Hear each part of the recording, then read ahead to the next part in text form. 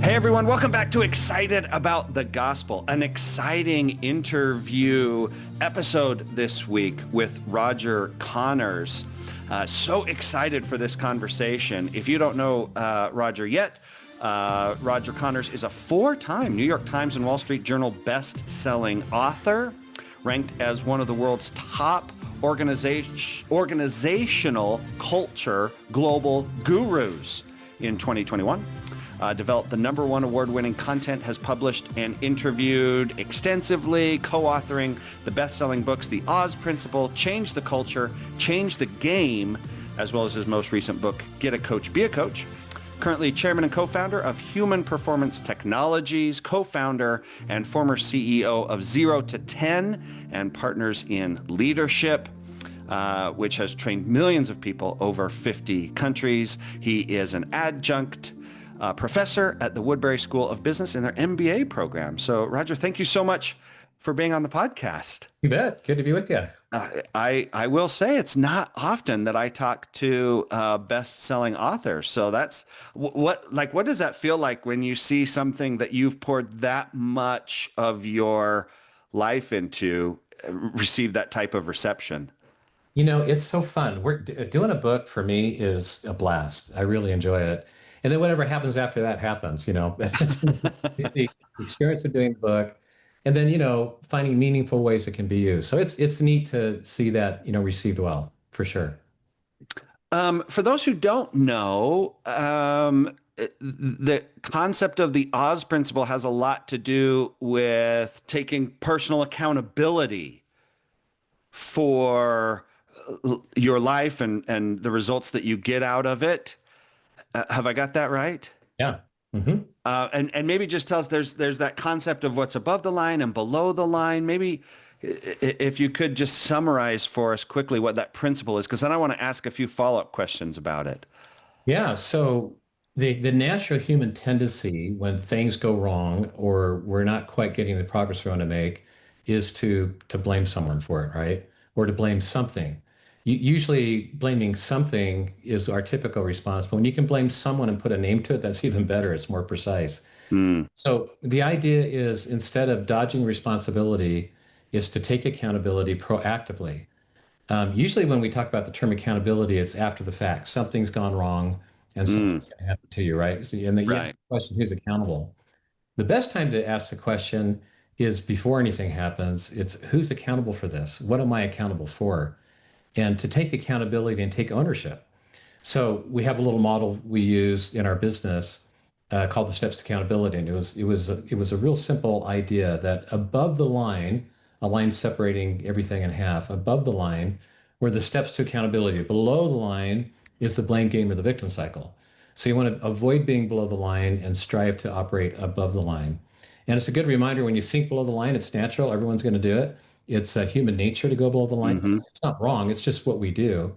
And we don't get very many good productive results from it. We spend time kind of grousing about why it's not fair or blaming others. Instead of asking the question, the question that drives us above the line is, what else can I do? Like, what else can I do in this situation? Regardless of why I'm here, what else can I do? And I think that's a very gospel-centered question. In fact, in Jacob chapter 5, the question's asked, what more can I do? It's the same question. What talking about the vineyard? What more could I have done to save? What more could I have done to save the vineyard? Exactly. As you were talking there, another one that popped into my head from the Book of Mormon was, things to act and things to be acted upon. Elder Bednar talks a lot about that line. To be below the line is to be acted upon, and to be above the line is to act. Mm-hmm. Yeah.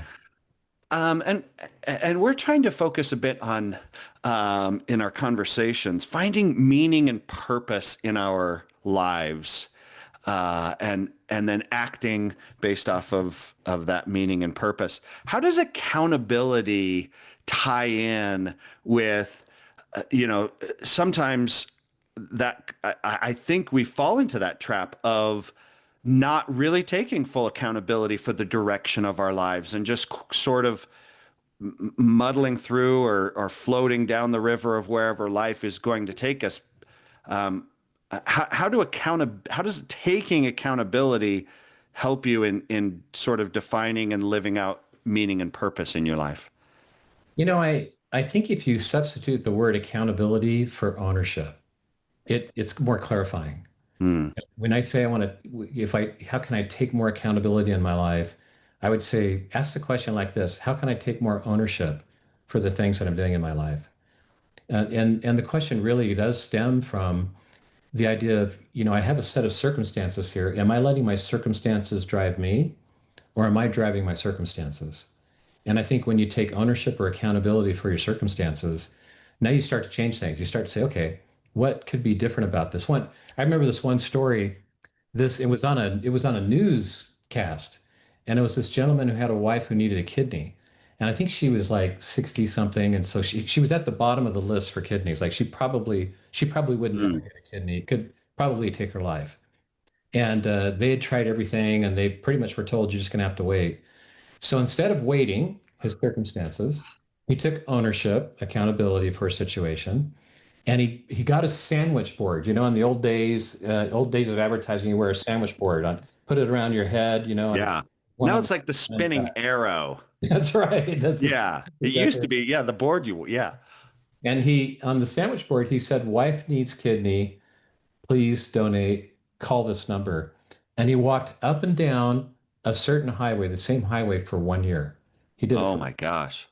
He had 100 people respond to the sign, to the advertisement, and one of those was able to be a qualified donor, and she received her kidney and saved her Oh life. wow. But that's a great story of, here's a guy who, okay, we got to wait. Our circumstances are such that we're at the bottom of the list. We're stuck. So instead of being stuck, acted upon, he decided to act and took action. Okay, so the thing that stands out to me in that story, as we look at meaning and purpose, is that you said he walked up and down that street for a year. Like, we sort of breeze over that, but that's a long time to Yeah, walk up and down a street. right. You're doing it because of the love that you have for your spouse, but I think sometimes in meaning and purpose, if you said, okay, you're going to have to do this work for the next year, Yeah. most of us fall short there. See, he understood the principle of 1 degree changes. When he was walking up and down, he wasn't doing it 24 hours a day, right? He probably Hmm. did it a couple hours a day at the high traffic times, all year long. So the idea here is to really achieve growth and success. It's really identifying what's that one thing that if I did it well, did it consistently over time, a 1 degree change, that would then lead to this monumental impact in my life. His 1 degree change was taking some time each day to wear a sandwich board and walk up and down the highway. Like just consistently, day after day, week after week. That's what produces results. Mm. So taking that from kind of an overall, I love the connection between business and personal life and the gospel weaves in. You're an adjunct professor. You work with adults in their 20s. If you could go back maybe to yourself in your 20s or maybe things that you teach people, how do we identify that? You said find the one thing in your life that you could do that would make a difference. How would you work with someone in figuring out what that was? Well, and it's going to be circumstance specific, right? So it might be the one thing I'm doing today isn't the one thing I'm going to do 6 months or a year from now. Mm, So the question really becomes, what is it that you're trying to achieve? What's that big rock you're trying to move? And that big rock, that story for me comes from when Tiger Woods was in the Phoenix Open in 1999. He was like on the ninth hole or something, 10th hole. He'd hit the ball and it landed behind this huge rock. I mean, it was, a huge boulder, like a person-sized boulder. And Tiger was like kind of ruminating on, okay, what do I do? Like, how do I fix this? And then it dawned on him that at the time the rules in the golf said that if it wasn't a fixed object, it could be moved. mm, It's called a loose impediment. And so he turned to the gallery. There's like 20, 30 people in the gallery. And he said, I think this is a loose impediment. What do you think? And all these people came over and they got on one side of the boulder and they pushed this boulder out of the way, this big rock. And he went on to birdie the hole. I mean, it was incredible. And then it was within the rules. Now the rules in golf have since changed about moving loose impediments. So when I talk about what's your big rock, Mm-hmm. that was his big rock at that moment, right? That Mm-hmm. was what Mm-hmm. was that's what he had to move to progress in what he was trying to do. And so the question I ask everyone is, what's that big rock that you're trying to move right now? And when they identify it, then you ask the question, well, if there was just one thing that you did consistently over time that you know you can do, we tend to overwhelm ourselves. I play pickleball, and I'm being coached. My coach is Lila Rawlings. She's a pro player, and Yeah. so she really hammers me. So I have these carts with 200 balls in them, and they have these tubes that you can use like in tennis to pick up the balls. And so I have two tubes. I have my backpack with all my paddles. And so I'm pushing the stuff off my court, and I've got the cart and the pickleball paddles and everything. And it's too much, right? But I'm thinking, oh no, I can do it. I'm going to get it done in one shot. And so I turn the corner and boom, the thing falls over. The 200 balls go everywhere. And it's taking me way longer because I was trying to do too much. Mm. That is human nature. We always try to do too much. So the question is, and I made a living coaching business leaders on this, Mm-hmm. simplify and focus. And if I could simplify and focus on moving my big rock, whatever that is, and pick one thing that I did consistently over time. You're trying to lose weight, eat one green thing a day, let's just make whatever that is, because it leads to other things. When you pick the right one thing and you start making progress with it, it causes you then to do other things like people losing weight. You eat one green thing a day and you're making progress and you go, oh, that's working. And then you add something else to it. You say, well, I'm gonna do 10 push-ups a day too. Mm-hmm. And then you say, wow, that's really working. I'm gonna do this as well. And all of a sudden, you are what you wanted to become. So I Mm-hmm. think it's the big rock. It's the one thing that can help you progress the most. Maybe for you personally, how often does your big rock change?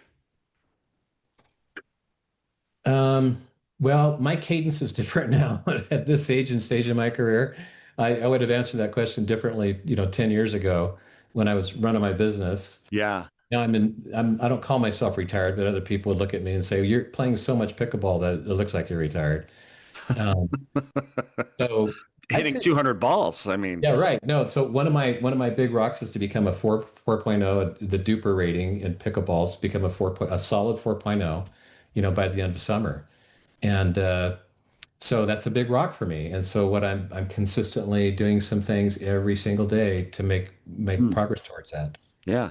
So you can't handle too many of those at one time. I've got probably two. I'm writing a book right now. That's a big rock for me to move. And Okay. I want to be a 4.0 in pickleball. So that's how I see it. And for someone really engaged, more engaged in life than I am with, busy deadlines and people breathing down your neck, you might have a couple more. But when we'd walk into a business and I would ask them, how many corporate goals are you focusing on right now? Mm, mm-hmm. It's not unusual for me to hear something like 100 to 150. Like, how do you focus on 100?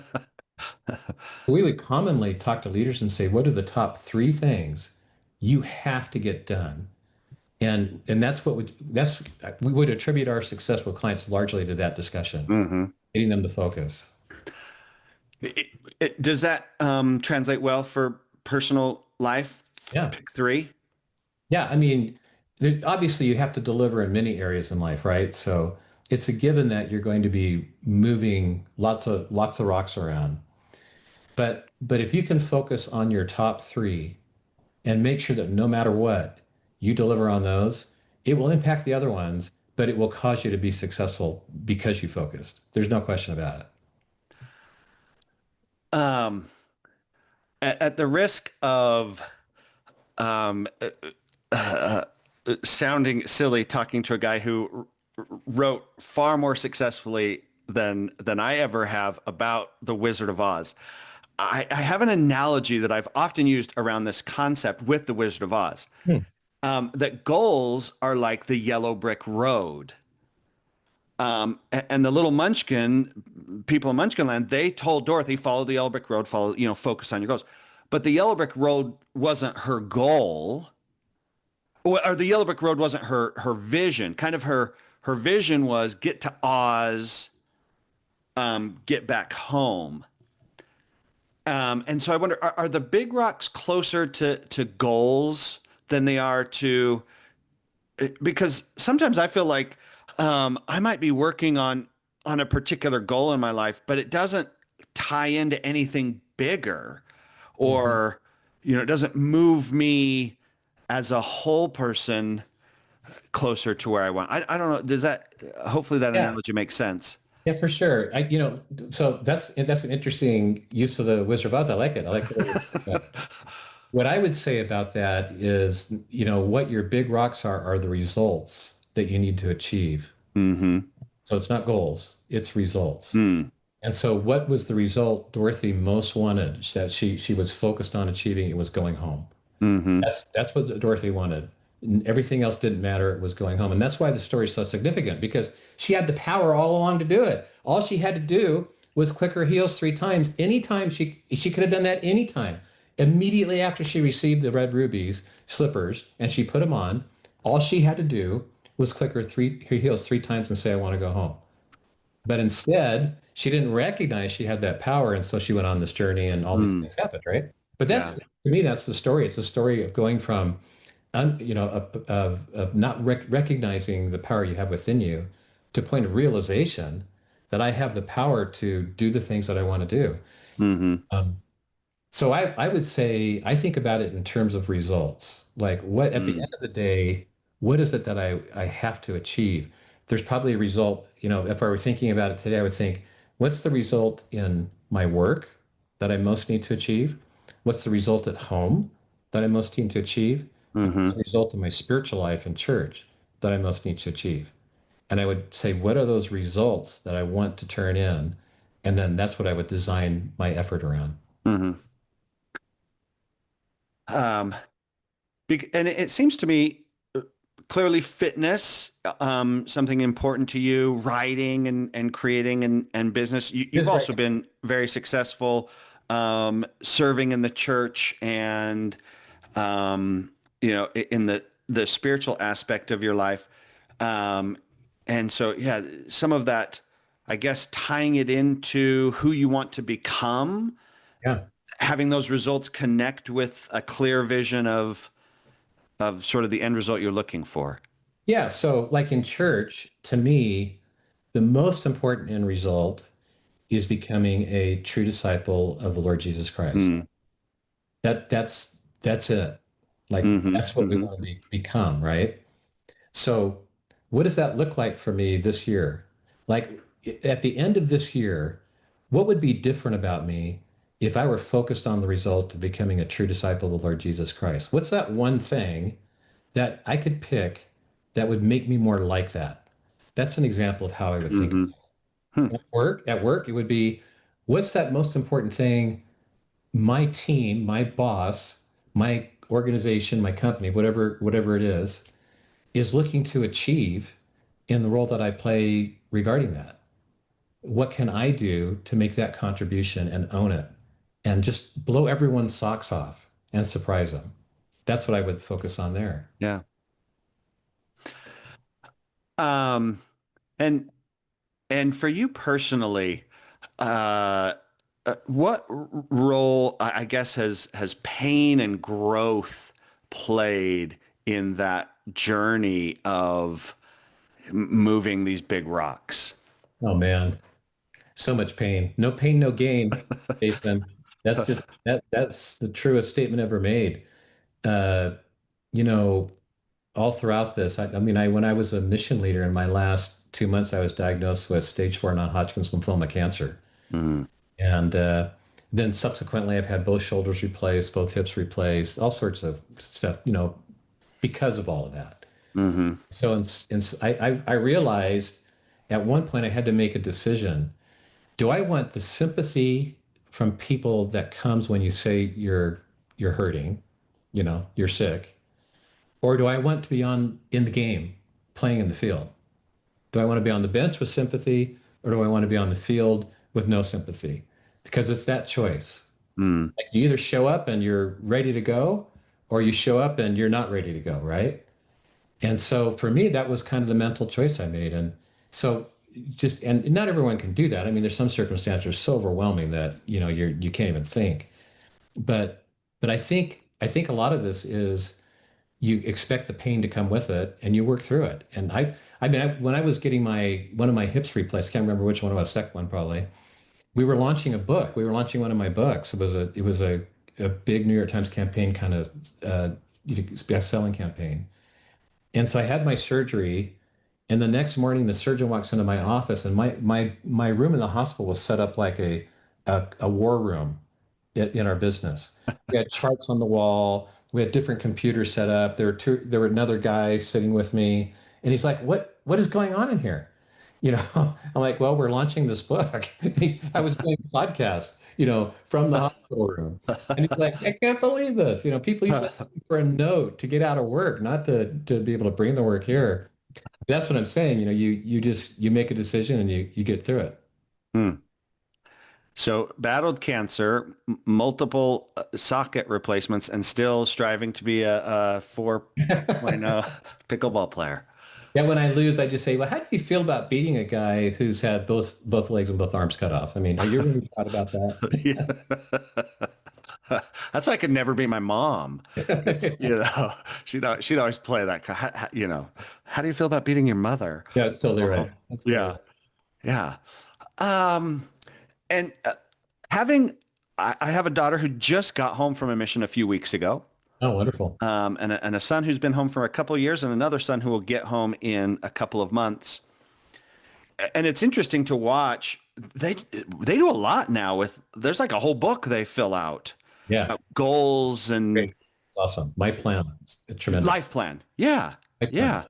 That's right. Um, uh, and so then I sort of wonder what can people in maybe their later 20s, 30s, 40s and beyond learn from that process that you helped guide missionaries through?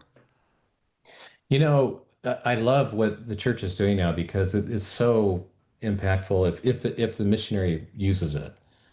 And it's the idea of kind of planning out what you're going to do. I kind of just, when I talk about planning, I discourage them all at the beginning. I said, let me just tell you, whatever you plan, that's the one thing you know for sure is not going to happen.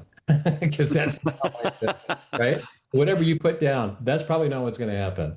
Now, in the big scheme of things, if you're general enough, like get married in the temple and, have children, that may be, general enough. But the idea of thinking ahead, taking accountability for your circumstances, knowing what your next step is, that's the most important thing. And that next step concept is really key. What is your next step? And are you going into that step intentionally? Is it deliberate? Have you thought about it? Have you envisioned what that next step looks like? So, like for me, I know what a 4.0 looks like. I've watched enough videos. I've watched my coach. I've studied it enough. I know what that looks like. And you got to know what that looks like in order to be successful and be prepared for it. Yeah. If you could sort of wave a magic wand, how often missionaries were going home and you were the mission leader, how often would you have encouraged them to rework that? Their plan for when they, Yeah. Yeah. you know, I would definitely ask them to be thinking about that, but I think I would focus them more on what are the key attributes you need to be successful Mm. in your next steps going back, whatever it's going to be.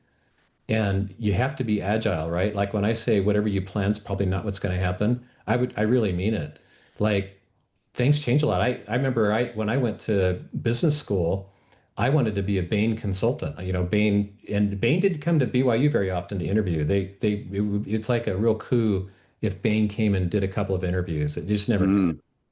But that's what I wanted to be. I want to be a consultant at Bain. And so I was working for it, did good with my grades. They came in, they picked two people out of our class to interview, and I was one of them. I'm like, all right, this is great. Yeah. So they fly me to San Francisco. I do 7 interviews. And then they fly me to Boston. I do 7 interviews, Wow. 14 interviews into this. And I'm thinking, okay, this is looking really good. And the last guy was an elders quorum president. He was a member of the church. I'm thinking, oh, Got fantastic. it in. He's like, I don't think you're going to want to travel like we travel, and didn't offer me the job. They gave the other guy the job.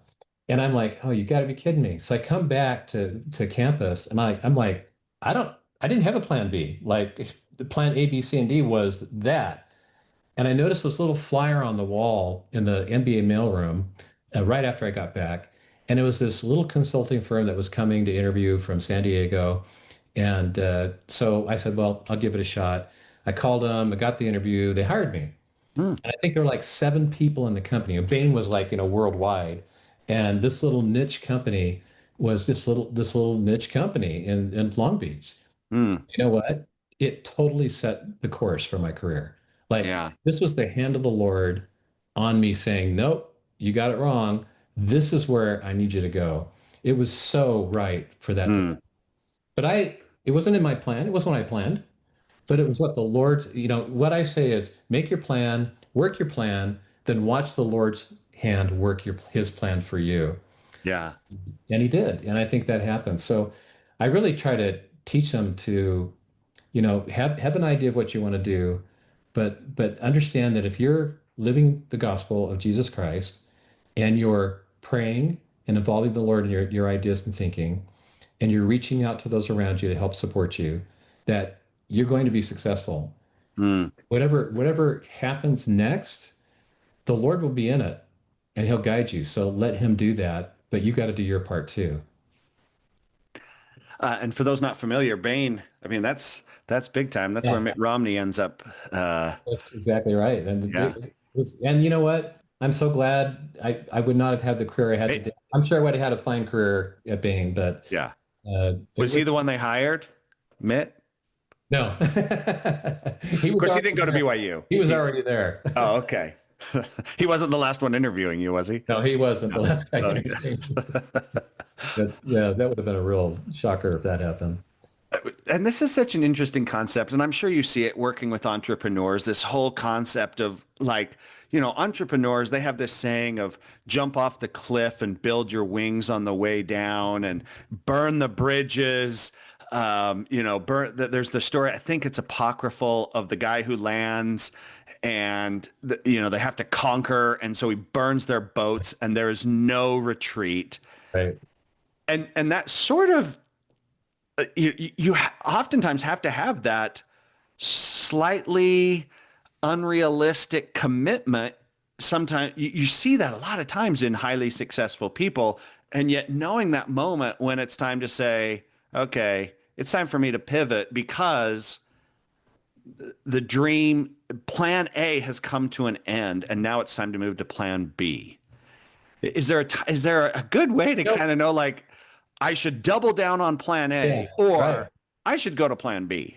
That's a tough one. I would interview my MBA students when they were interviewing for jobs. They would be looking for work um, and they would be, some of them be frustrated. Some got hired right away.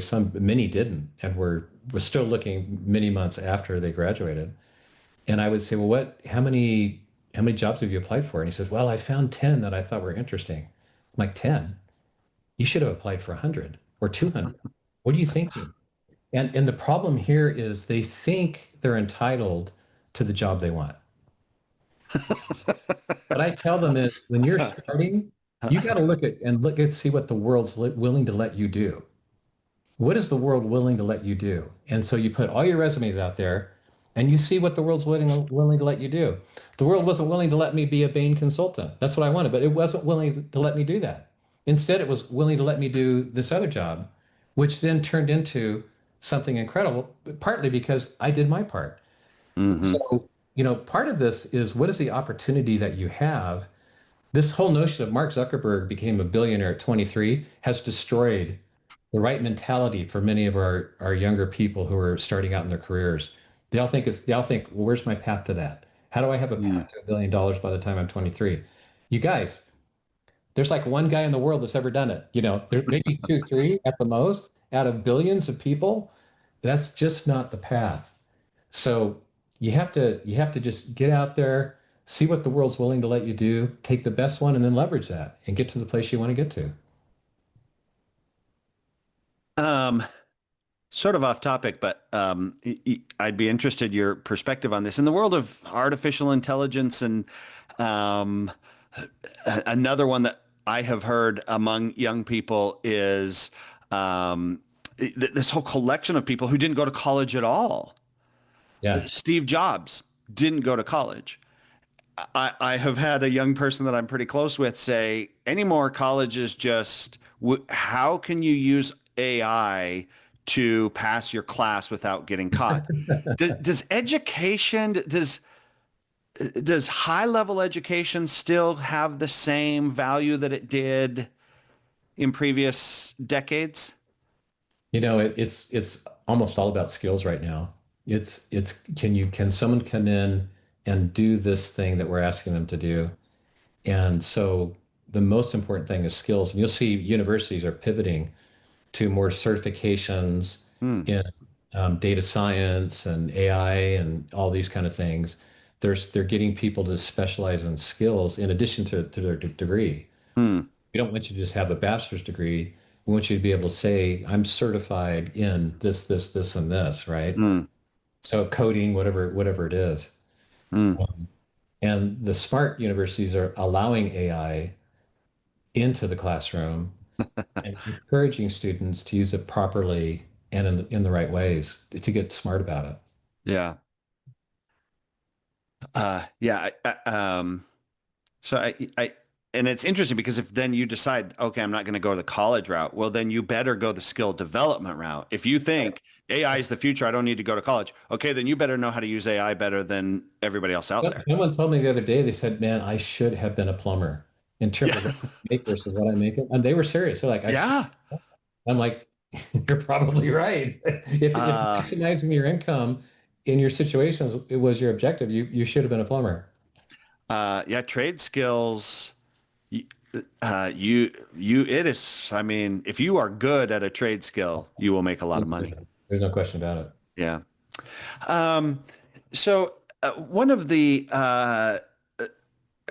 sort of things that kind of drives this podcast is being excited about the gospel and looking at things that kind of get us going. As you look at the gospel now, what is it that sort of gets you excited and still has you intensely engaged in this process of becoming a better disciple of Jesus Christ? Yeah, I think for me, the number one thing is ministering, like my personal ministry, not my church calling, not any of that. It's just who I choose to go help and voluntarily, just my own list of people I'm ministering to, and not the ones assigned to me. I'm talking about like there's still 10 people in Africa. We've come back from a mission in Africa. We were there for 18 months, been back Oh my about 10. goodness. There's still 10 people we're ministering to that we looked at. That's number one for me. And then the other thing that does it is it's like this book I'm working on. It's so fun to go deep into a doctrine and kind of work through the mythology because there's a lot of mythology in the church about doctrine. So what's doctrine, what's not doctrine, what's true, what's not. It's kind of digging through that, wading through it, and going down deep in a topic. Like the book I'm writing right now is on the Savior's doctrine of forgiving others. Mm. And it's so exciting and by the way, I'm engaging with AI quite a bit in terms of just research, the research part of it. It's so exciting to study that and kind of have unfolded new meaning to me about this doctrine of forgiving others. It's pretty cool. Mm. Walk us through, like, what's a day in the life of a missionary in Africa? Well, they do the normal missionary, thing that when they get up, but some of them are, when they're taking a shower, it's in a bucket. It's not a shower. There's a bucket of water and they wash their clothes in it and they wash themselves in it and, dump it out. And maybe there'll be electricity in some places, maybe there won't. Um, so it just depends on where you are in Africa. And then you're doing your studies, and there might be internet to be able to engage with Preach My Gospel app. There might not. Just depends on the day. And then they're out doing their thing. But they do the same thing everyone else does everywhere else. It's just harder. And that's not just Africa. That's places in, Latin America and in the Philippines and Yeah. any of these developing areas. I served in the Philippines and took many, many, many You know what I'm talking about? sort of baths, I Yeah. guess you'd call it. Were you more service mission or was it more working with like the mission home? So I was a senior missionary, and my assignment was an infield representative of the missionary department. So there's about 40 of those in the church, and that's the first contact that a mission president has when they have an emergency or a problem. So I Hmm. had the 30 mission leaders from Central Africa and South Africa. So I have about 30 missions, and you're kind of the emergency room for a mission leader. So if Oh my anything's gosh. happening, you're not sure, or there's a problem with a missionary, you're the first contact to kind of figure out, okay, what's our path? What do we do? What are the resources? How do we handle this? So you think of mission leaders as kind of being the peak of the mountain, but Yeah. when something comes up so bad that they think, I don't know what to do, they call Brother Connors. They call your IFR. And what's so cool, Jason, this was so cool. I'd be 5 o'clock at night in Africa. So whatever time that was in Salt Lake City, in the morning, sometime in the morning, we'd be on a Zoom call on about one missionary, and there'd be Hmm. people. And there'd be people in Central Africa, maybe in Kenya or something. There'd be people from Salt Lake City on this call, and I'd be in South Africa. And so we have this collection of people, 8 people around the world for an hour talking about one missionary with 81,000 missionaries in the field. This is the resources that the church has on it. It blew my mind how much support the church gives to their missionaries. Yeah. Is there anything in particular that you see that we, and maybe as parents and as church people, can do to help young people be prepared for these?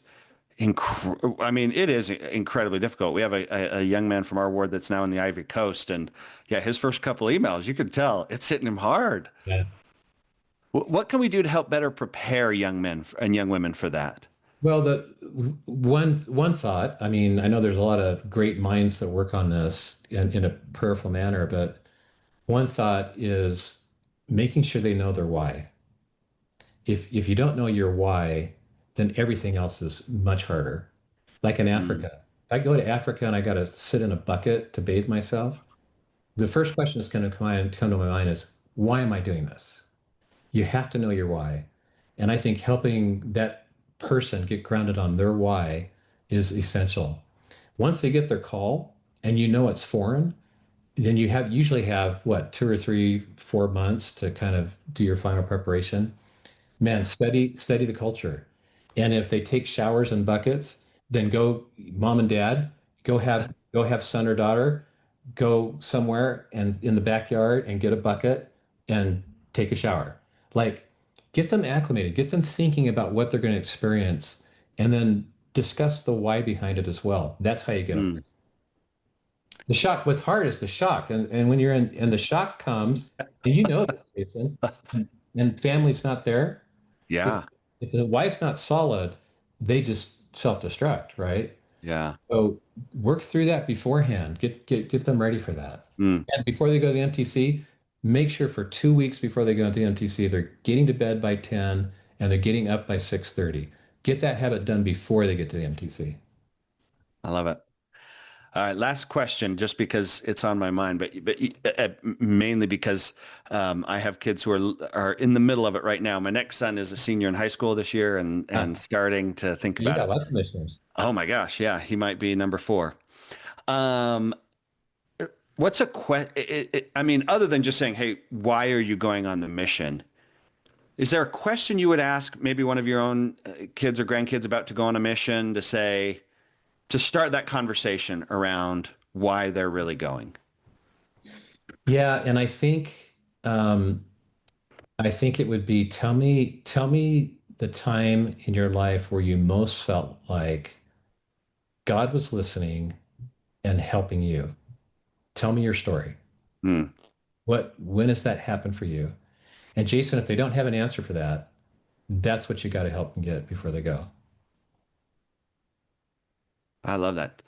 Tell me the time God was listening and helping you. Helping you, where you could testify that that happened because the Lord helped you.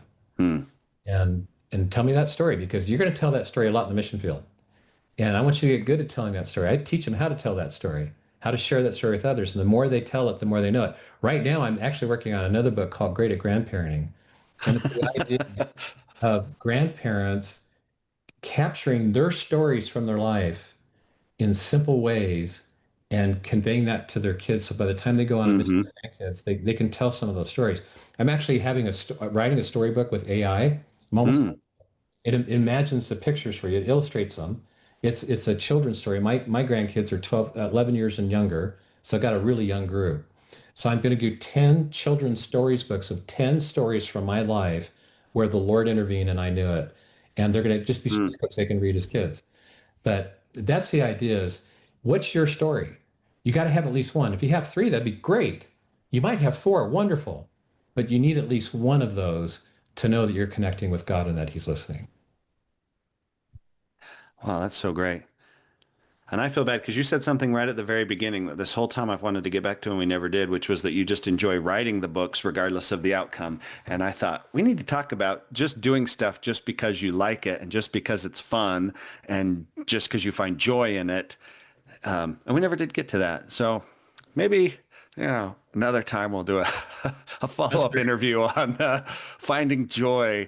Because too often I think we're tied to the results, and I won't do it if I'm not going to be a New York Times bestselling author. I'm not going to do it. Right.